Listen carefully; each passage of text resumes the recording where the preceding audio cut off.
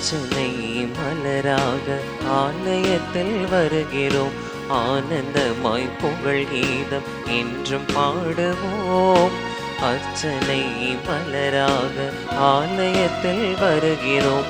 ஆனந்தமாய் புகழ் கீதம் என்றும் பாடுவோம். அர்ப்பணித்து வாழ்ந்திட அன்பர் உம்மில் வளர்ந்திட ஆசையோடு அருள் வேண்டி பணிகிறோம். அர்ப்பணித்து வாழ்ந்திட அன்பர் உம்மில் வளர்ந்திட ஆசையோடு அருள் வேண்டி பணிகிறோம். அர்ச்சனை மலராக ஆலயத்தில் வருகிறோம். ஆனந்தமாய் புகழ் கீதம் என்றும் பாடுவோம். தந்தை மகன் தூயாவியாரின் பெயராலே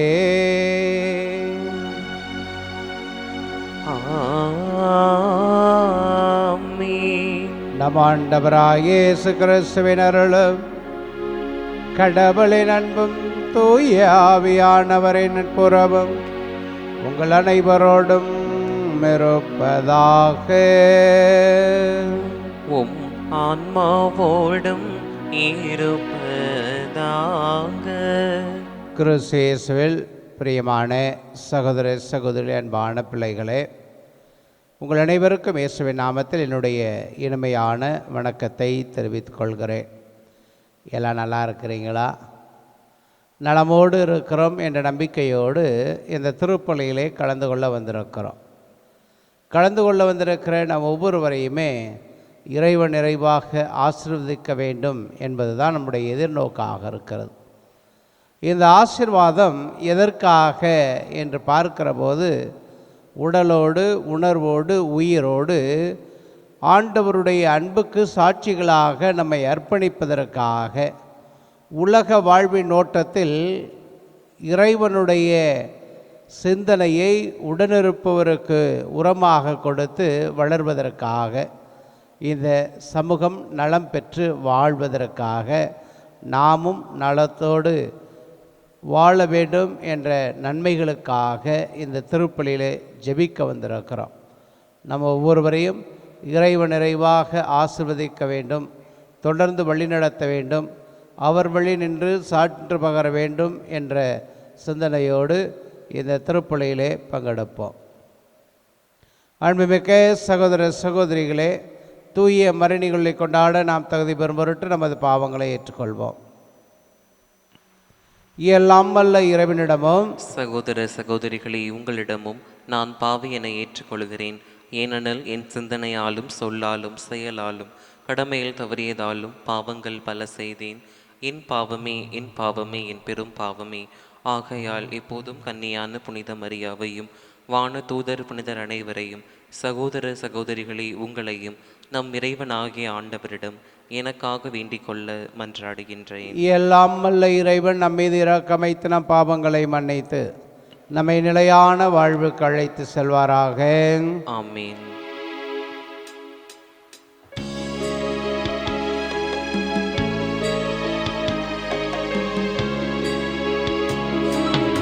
ஆண்டவரே இரக்கமாயிரும். ஆண்டவரே இரக்கமாயிரும். கிறிஸ்துவே இரக்கமாயிரும். கிறிஸ்துவே இரக்கமாயிரும். ஆண்டவரே இரக்கமாயிரும். ஆண்டவரே இரக்கமாயிரும். மன்றாடுவோமாக. இறைவா, நன்மையானவை அனைத்தும் இடமிருந்தே வருகின்றன. இவ்வாறு உமது ஏவுதலினால் நாங்கள் சரியானவற்றை உணரவும், உமது வழி நடத்துதலால் அவற்றை நாங்கள் நாடவும் உமது வேண்டுதலுக்கு கனிவுடன் அருள்வீராக. உம்மோடும் தூயாவியோடும் இணைந்து ஆட்சி செய்கின்ற எங்கள் ஆண்டவராகிய கிறிஸ்து வழியாக உம்மை மன்றாடுகின்றோம்.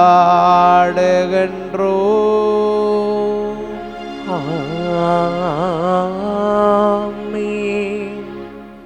நீரே ஆண்டவர் என்றும் நீரே இம்மக்களின் மனதை மாற்றுவீர் என்றும் இம்மக்கள் அறிவார்களாக. அரசர்கள் முதல் நூலிலிருந்து முதல் வாசகம். அதிகாரம் 18, இறை வார்த்தைகள் 20 தொடங்கி 39 முடிய. அந்நாட்களில் ஆகாபு இஸ்ரேல் மக்கள் அனைவரையும் அழைத்தான்.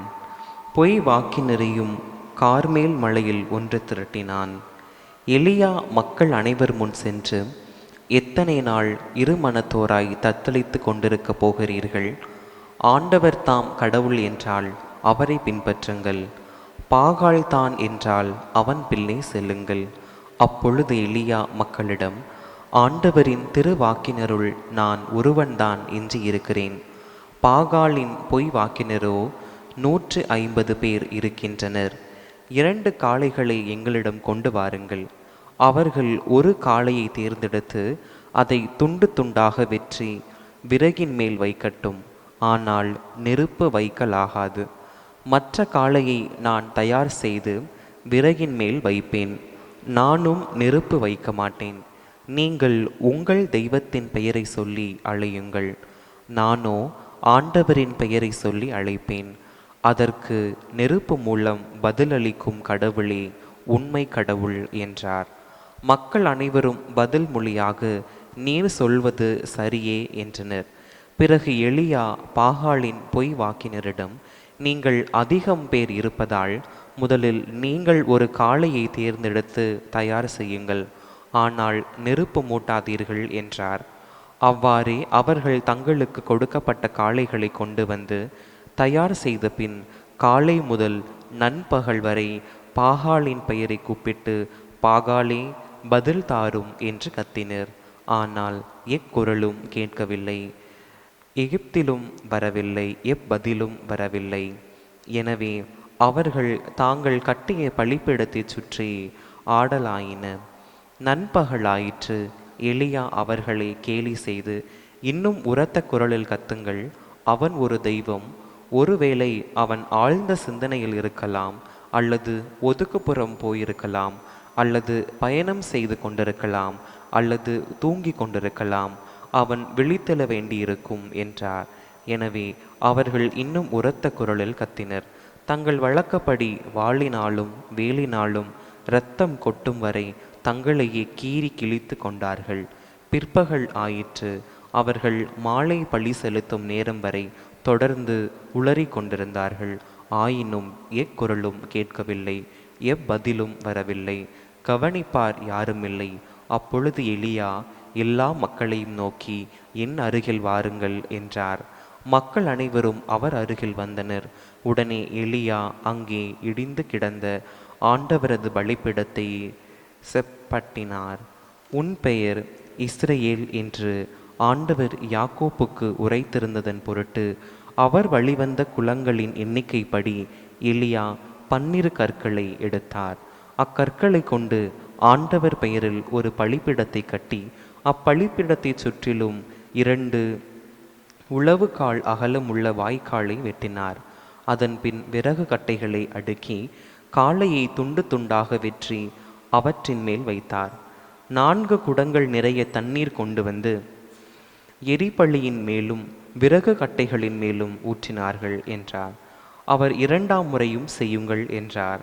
அவர்கள் 2ஆம் முறையும் அவ்வாறே செய்தனர். அவர் 3ஆம் முறையும் செய்யுங்கள் என்றார். அவர்கள் 3ஆம் முறையும் அப்படியே செய்தனர். எனவே தண்ணீர் பலிபீடத்தை சுற்றிலும் ஓடியது. மேலும் வாய்க்காலை அவர் தண்ணீரால் நிரப்பினார். மாலை பழி செலுத்தும் நேரமாயிற்று.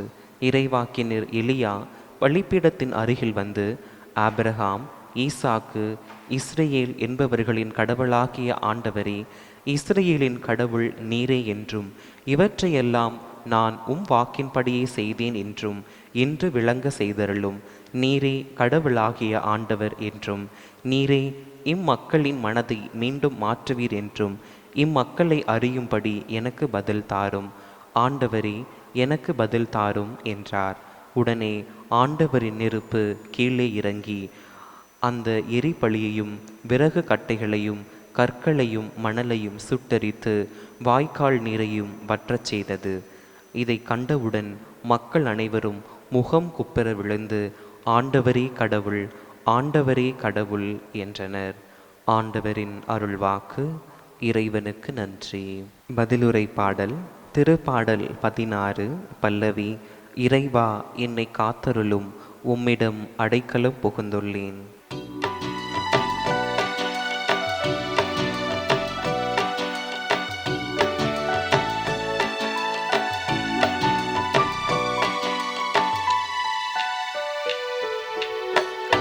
இறைவா, என்னை காத்தருளும், உம்மிடம் நான் அடைக்கலம் புகுந்துள்ளேன். இறைவா, என்னை காத்தருளும், உம்மிடம் நான் அடைக்கலம் புகுந்துள்ளேன். இறைவா, என்னை காத்தருளும், உம்மிடம் நான் அடைக்கலம் புகுந்துள்ளேன். நான் ஆண்டவரிடம் நீரே என் தலைவர் என்று சொன்னேன். வேற்று தெய்வங்களை பின்பற்றுவோர் தங்கள் துன்பங்களை பெருக்கிக் கொள்வர். அவற்றுக்கு செலுத்தப்படும் இரத்த பலிகளில் நான் கலந்து கொள்வேன். அவற்றின் பெயரை கூட நாவினால் உச்சரியே.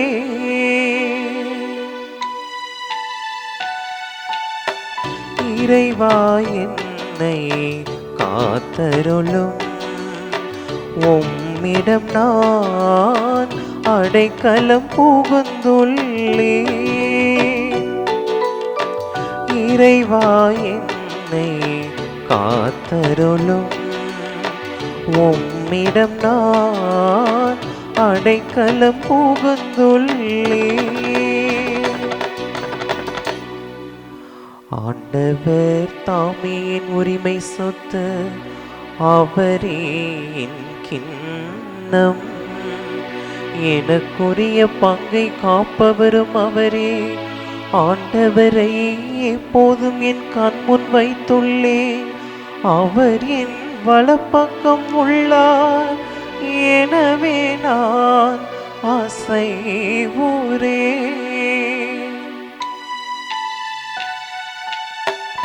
இறைவா, என்னை காத்தருளும், உம்மிடம் நான் அடைக்கலம் புகுந்துள்ளேன். இறைவா, என்னை காத்தருளும், உம்மிடம் நான் அடைக்கலம் புகுந்துள்ளேன்.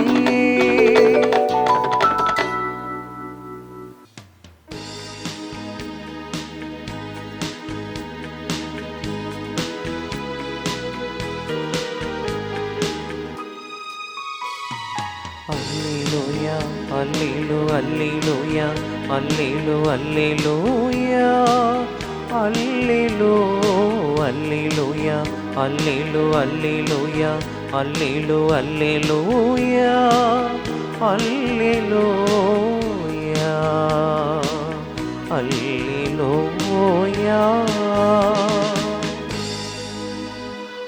ஆண்டவரே, உம் வழிகளை எனக்கு கற்பித்தருளும்.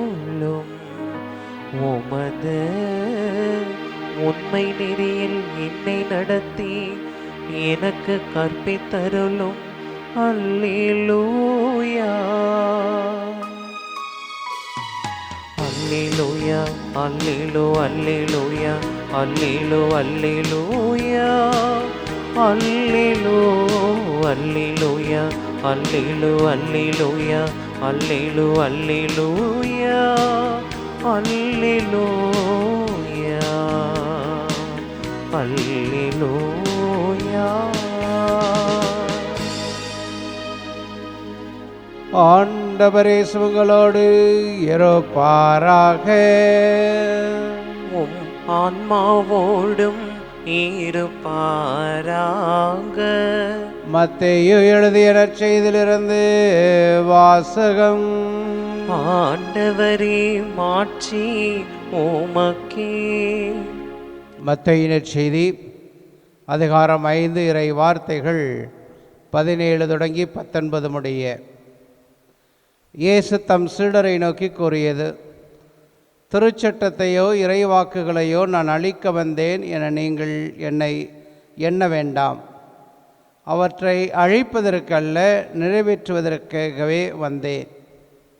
விண்ணும் மண்ணும் ஒழிந்து போகும் முன் திருச்சட்டம் யாவும் நிறைவேறும்.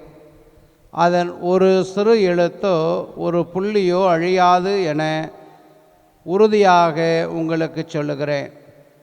எனவே இக்கட்டளைகளில் மிக சிறியது ஒன்றையேனும் மீறி அவ்வாறே மக்களுக்கு கற்பிப்பவர் விண்ணரசில் மிக சிறியவர் என கருதப்படுவார். இவை அனைத்தையும் கடைபிடித்து கற்பிப்பவரோ விண்ணரசில் பெரியவர் என கருதப்படுவார். ஆண்டவரின் அருள்வாக்கு. கிறிஸ்துவே உமக்கு புகழ். கிறிஸ்துவில் பிரியமான சகோதர சகோதரி, அன்பான பிள்ளைகளே, இருவேறு துருவங்களுக்கிடையே நடக்கின்ற உண்மைத்தன்மையினுடைய உறுதிப்பாட்டை தான் இன்றைய முதல் வாசகம் நமக்கு கூறுவதாக நான் பார்க்கிறேன். கடவுள் யாவே இறைவன்தான் ஆண்டவர் என்று சொல்லுகின்ற இறைவாக்கினர் எலியா ஒருபுறம், யாவே எங்களுக்கு கடவுள் அல்ல, மாறாக நாங்கள் கல்லாக, மண்ணாக, மரமாக, வடிவமாக, எந்ததொரு வடிவத்தில் வடிக்கப்பட்ட ஒன்றை நாங்கள் பாகாலை கடவுளாக மட்டுமே ஏற்றுக்கொள்கிறோம் என்று சொல்லக்கூடியவர்கள் மறுபுறம். ஒரு மனிதன் இறைவாக்கினனாக இருந்து கொண்டு கற்பிப்பவை அனைத்தும் பலனற்று போவதாக உணர்கிறான். மற்றவர்கள் கூட்டமாக இறைச்சலிட்டே கொண்டிருப்பதால் வெற்றி பெறுகிறார்கள் என்று எண்ணுகிறார்கள். முடிவு என்பது அவர்கள் கையில் அல்ல, மாறாக ஆவியானவருடைய கரங்களிலே இருக்கிறது என்பதை தான் இன்றைய முதல் வாசகம் தெளிவாக நமக்கு சொல்லுகிறது. நாம் ஆள்கின்ற இந்த தேசத்தில் கூட சமய சண்டைகள் ஆங்காங்கே நடைபெற்று கொண்டிருப்பதை பார்க்கிறோம். கடவுள் பெயரால், மதத்தின் பெயரால் மக்கள் பிளவுபட்டு இருப்பதையும், மதங்கள் பெயரால் ஒருவர் மற்றவரை கொள்வதையும் அடிமைப்படுத்துவதையுமே நாம் பார்த்து கொண்டே தான் இருக்கிறோம். அந்த நிலையிலே பார்க்கிற போது நான் நம்புகிற கடவுள் நிலையானவர் என்று ஒருவனும், இல்லை நான் நம்புகிற கடவுள்தான் நிலையானவர் என்று மற்றவனும் கூறிக்கொண்டு மனிதத்தை மறந்து நிற்பதை கேவலமாக பார்க்கக்கூடிய சூழலிலே நாம் வாழ்ந்து கொண்டிருக்கிறோம். இந்த சூழல் இன்று மட்டுமல்ல, பழைய ஏற்பாட்டு காலத்திலும் இருந்திருக்கிறது என்பதை தான் இன்றைய வழிபாட்டினுடைய முதல் வாசகம் நமக்கு தெளிவாக சொல்லுகிறது. ஆண்டவரை நாம் எப்படியாக அறிந்து கொள்ள முடியும் என்பதுதான். ஆண்டவரை எப்படியாக அறிந்து கொள்ள முடியும் என்பதற்கு நாம் இப்போது கேட்கப் போகிற இந்த காணிக்கை மீது உள்ள மன்றாட்டிலே அழகாக சொல்லப்படும். அது எப்படி சொல்லப்படும் என்றால், ஆண்டவரே நாங்கள் உமக்கு ஒப்பு கொடுக்கும் காணிக்கையை உமக்கு ஏற்றதாகி எங்கள் அன்பை வளர்ப்பதாக. நாங்கள் ஒப்பு கொடுக்கிற காணிக்கை கடவுளுக்கு ஏற்றதாக வேண்டும். கடவுளுக்கு ஏற்றதாக மாறிவிட்டால் அது அன்பை வளர்ப்பக்கூடிய காணிக்கையாக இருக்க வேண்டும் என்று இந்த காணிக்கை மன்றாட்டிலே நாம் வாசிக்க கேட்போம். அதை தான் இன்றைய முதல் வாசகம் சொல்வதாக நான் பார்க்கிறேன். யாவே இறைவன் உண்மையான கடவுளா, பாகால் தெய்வம் உண்மையான கடவுளா தெரியாது. நம்புகிறவனுக்குத்தான் அது வெளிச்சம். ஆனால் ஆவியினுடைய வல்லமையால் யாவே இறைவனே உண்மையான கடவுள், அதற்கு தான் எலியா சாட்சியை கூறுகிறார் என்பதற்கு உறுதிப்படுத்துகிற நிலையிலே தான் நான் பார்க்கிறோம்.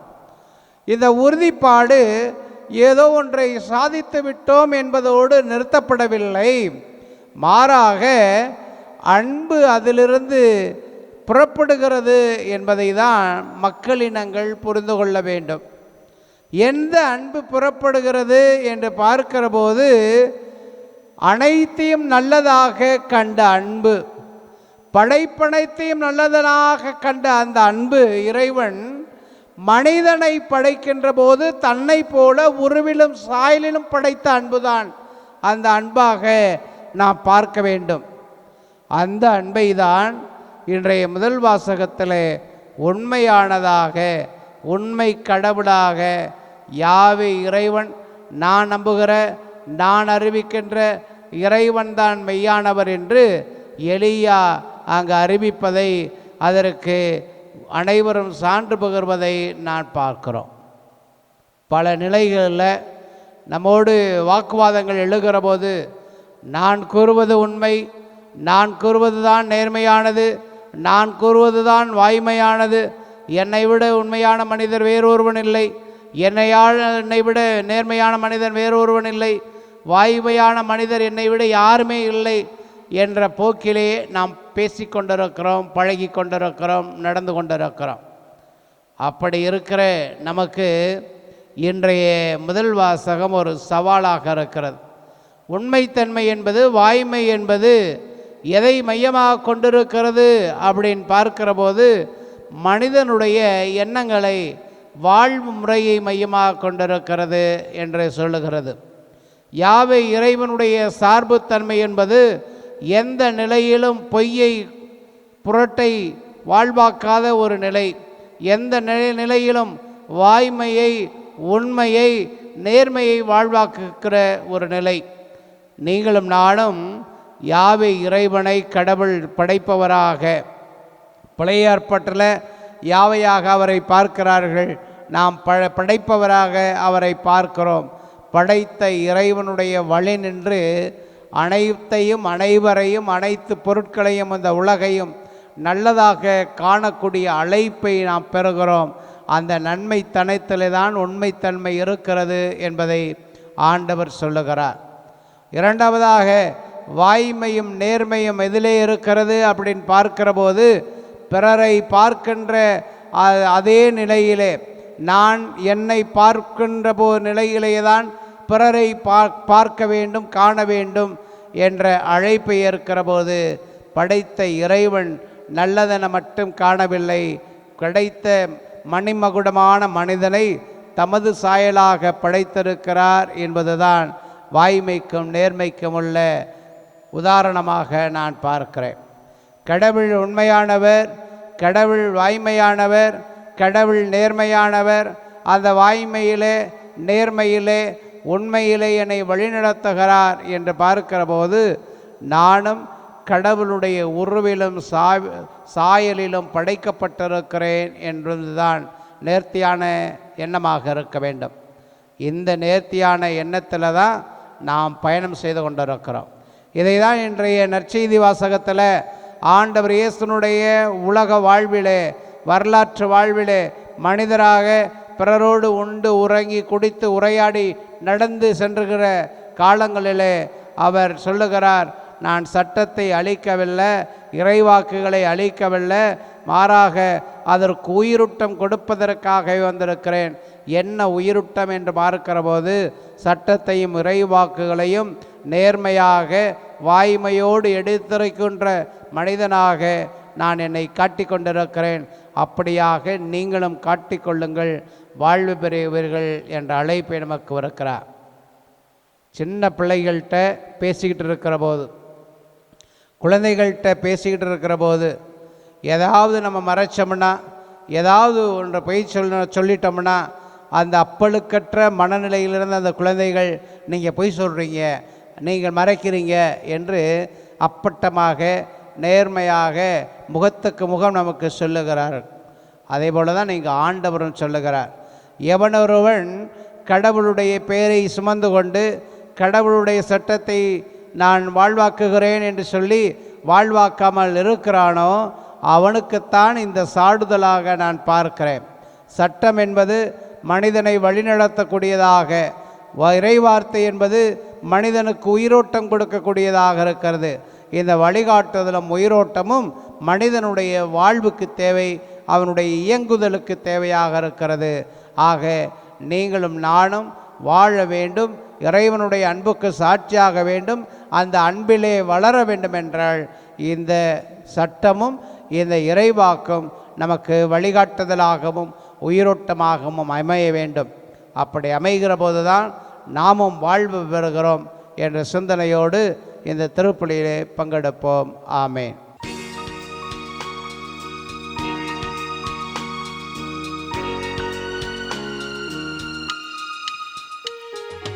நிலையில்லா உலகினில் நிலைத்து நான் வாழையில் நிம்மதி இழந்து நின்றேன். வளமில்லா வாழ்வினில் வசந்தங்கள் தேடினான், அளவில்லா பாவம் செய்தேன். தனது இன்னுயிரை பலி என தந்தவரே, உமக்கு நான் எதை அளிப்பேன்? இன்று உமக்கு நான் என்னை அளித்தேன். பொன்னும் பொருளும் இல்லை என்னிடத்தில், ஒன்றும் இல்லை உன்னிடத்தில் என்னை கொடுத்தேன். பொன்னும் பொருளும் இல்லை என்னிடத்தில், ஒன்றும் இல்லை உன்னிடத்தில் என்னை கொடுத்தேன்.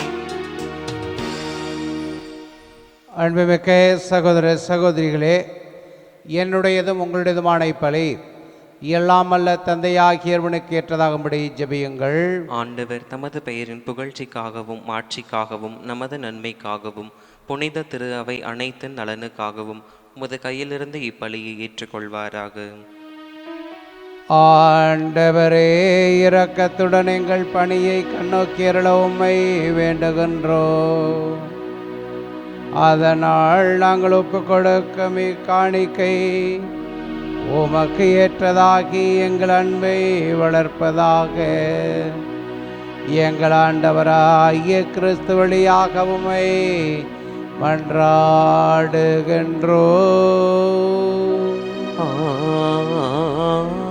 ஆமென். ஆண்டவர் உங்களோடு இருப்பாராக. உம் ஆன்மாவோடும் இருப்பாராக. இதயங்களை மேலே எழுப்புங்கள், ஆண்டவரிடம் எழுப்பியுள்ளோம். நம் இறைவனாகிய ஆண்டவருக்கு நன்றி கூறுவோம். அது தகுதியும் நீதியும் ஆனதே. ஆண்டவரே, தூயவரான தந்தையே, என்றுமுள்ள எல்லாம் வல்ல இறைவா, என்னாலும் எவ்விடத்தில் நாங்கள் உமக்கு நன்றி செலுத்துவது மெய்யாகவே தகுதியும் நீதியுமாகும் எங்கள் கடமை மீட்புக்குரிய செயலுமாகும். ஏனெனில் எங்கள் புகழுரை உமக்கு தேவை என்று, ஆயினும் நாங்கள் உமக்கு நன்றி செலுத்துவதும் அது அருட்கொடையாலேயே. நாங்கள் உம்மை புகழ்ந்துரைப்பதும் அது ஆட்சியை மிகுபடுத்தாது எனினும் எங்கள் ஆண்டவராகிய கிறிஸ்து வழியாக நாங்கள் மீட்புடைய பயன்படுகிறது. ஆகவே வானது திரளோடு ஒன்று சேர்ந்து நாங்களும் உம்மை புகழ்ந்தேத்தி மகிழ்ச்சியுடன் அறிக்கையிட்டு சொல்வதாவது: தூயவர் தூயவர் தூயவர், வான்படைகளின் கடவுளாம் ஆண்டவர். விண்ணகமும் மன்னகமும் உமது மாட்சியால் நிறைந்துள்ளன. உன்னதங்களிலே ஓசன்னா. ஆண்டவர் பெயரால் வருகிறவர் ஆசி பெற்றவர். உன்னதங்களிலே ஓசன்னா. ஆண்டவரே, நேர்மையாகவே தூயவர், தூய்மை அனைத்துக்கும் ஊற்று. ஆகவே உம்முடைய ஆவியை பொழிந்து இக்காணிக்கைகளை தூய்மைப்படுத்த உம்மை வேண்டுகிறோம். இவ்வாறு எங்கள் ஆண்டவர் இயேசு கிறிஸ்துவின் உடலாகவும் இரத்தமாகவும் இவை எங்களுக்கு மாறுவனவாக. அவர் பாடுபட உளம் கணிந்து தம்மை கையளித்த போது அப்பத்தை எடுத்து நன்றி செலுத்தி அதை பிட்டு தம் சீடருக்கு அளித்து அவர் கூறியதாவது: அனைவரும் இதிலிருந்து பெற்று உண்ணுங்கள், ஏனெனில் இது உங்களுக்காக கையளிக்கப்படும் என் உடல்.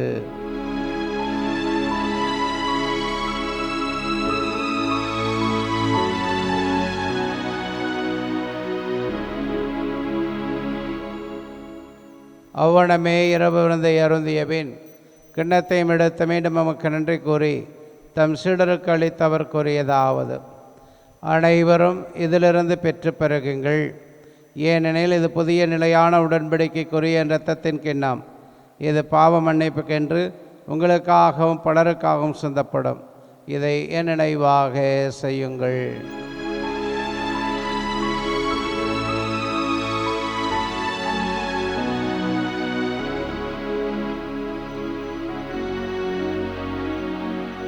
நம்பிக்கையின் மறைபொருள். ஆண்டவரே, நீர் வருமளவும் ஓமது இறப்பினை அறிக்கையிடுகின்றோம்,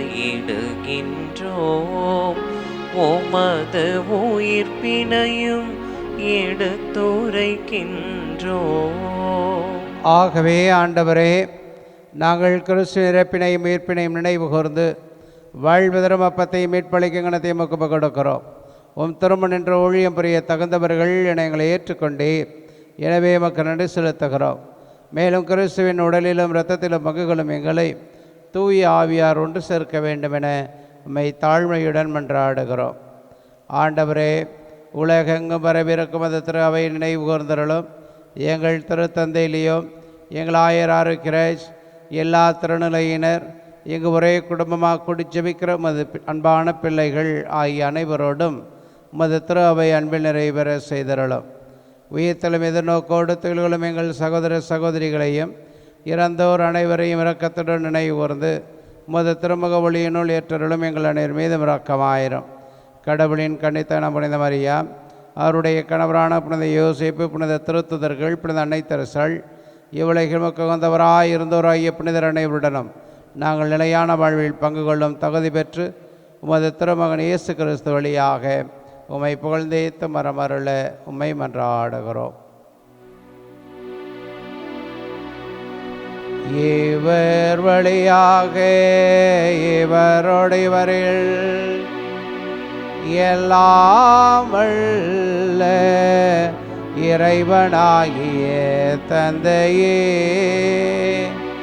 தூய ஆவியாரின் ஒன்றிப்பில் எல்லா புகழும் மாட்சியும் என்றென்றும் உமக்கு உரியதே. ஆமென், ஆமென், ஆமென். அனைவரும் எழுந்து நின்று ஆண்டவர் இயேசு நமக்கு கற்றுக் கொடுத்த ஜெபத்தை சொல்லி ஜெபிப்போம். விண்ணுலகில் இருக்கிற எங்கள் தந்தையே, உமது பெயர் தூயது என போற்ற பெறுக. உமது ஆட்சி வருக. உமது திருவுள்ளம் விண்ணுலகில் நிறைவேறுவது போல மண்ணுலகிலும் நிறைவேறுக. எங்கள் அன்றாட உணவை இன்று எங்களுக்கு தாரும்.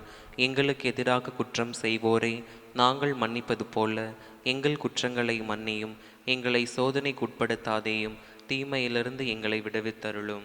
ஆண்டவரே, தீமை அனைத்திலிருந்து எங்களை விடுவித்து எங்கள் வாழ்நாளில் அமைதியை கனிவுடன் அருள உம்மை மன்றாடுகிறோம். உமது இரக்கத்தின் உதவியால் நாங்கள் பாவத்திலிருந்து எப்பொழுதும் விடுதலை பெற்று யாதொரு கலக்கமின்றி நலமாக இருப்போமாக.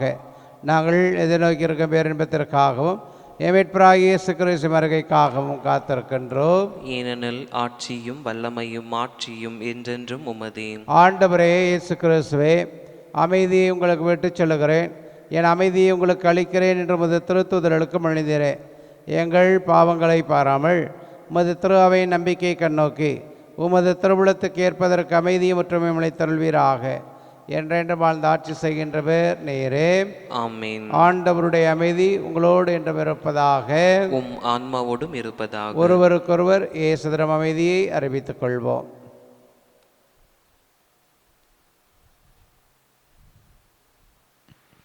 உலகின் பாவங்களை போக்கும் இறைவனின் செம்மறியே, எங்கள் மேல் இரக்கமாயிரும்.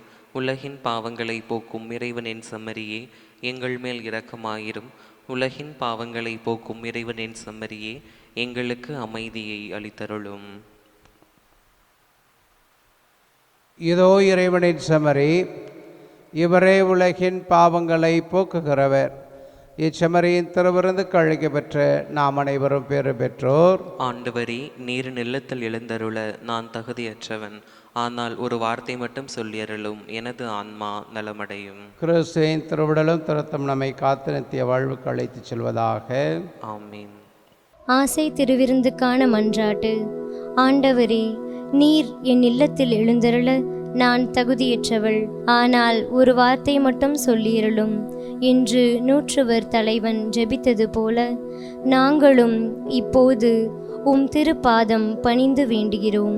இனிய இயேசுவே, நாங்கள் தகுதியற்றவர்களாய் இருந்தாலும் எங்கள் தகுதியின்மையை பாராமல் நீர் எங்கள் உள்ளங்களில் எழுந்து வாரும். உம் அன்பிலும் அருளிலும் நாங்கள் நிலைத்திருக்க எம்முள் எழுந்து வாரும்.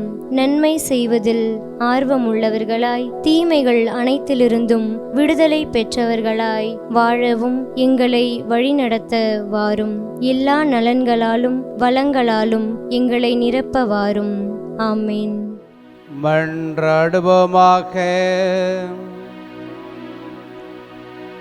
ஆண்டவரே, நலமளிக்கும் அது செயல் எங்களை தீய நாட்டங்களிலிருந்து விடுவிக்க உம்மை வேண்டுகிறோம். இவை எங்களை நேரிய வழியில் வழி நடத்தி செல்ல கனிவுடன் அருள்வீராக. எங்கள் ஆண்டவராகிய கிறிஸ்து வழியாக உம்மை மன்றாடுகின்றோம்.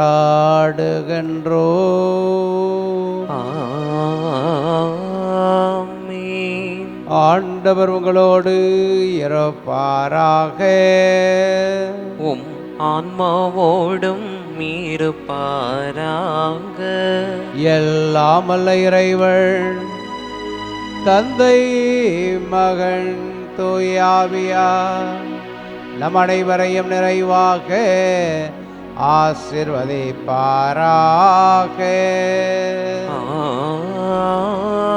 ஆமென். என்று மகிழ்வுடன் வாழ சென்று வாருங்கள். திருப்பலி முடிந்தது.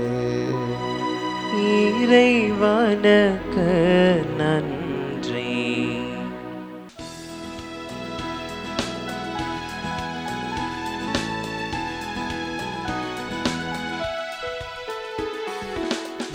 மலர் நீரை கோடி கையில் ஏந்தும் மாட்சிமை நீரை சூசை மாமுனி துதி வளர் உமது நற்பதம் பணிந்தோம். துணை செய்த எம்மை ஆழும் தாங்கையரே, வானுலகிழந்ததாள் கர்வமுற்ற வன்மன கோழியின் வளையறுக்க தான் மனுவாய் முதித்த கடவுள் தாதயம் சோசை முன் தஞ்சம் வந்தோம். மலர் நீரை கோடி கையில் ஏந்தும் மாட்சிமை நீரை சூசை மாமுனியே துதி வளர் உமது நற்பதம் வந்தோம். துணை செய்த எம்மை ஆளும் தாதையரே. தந்தை, மகன், தூய ஆவியின் பெயராலே ஆமென்.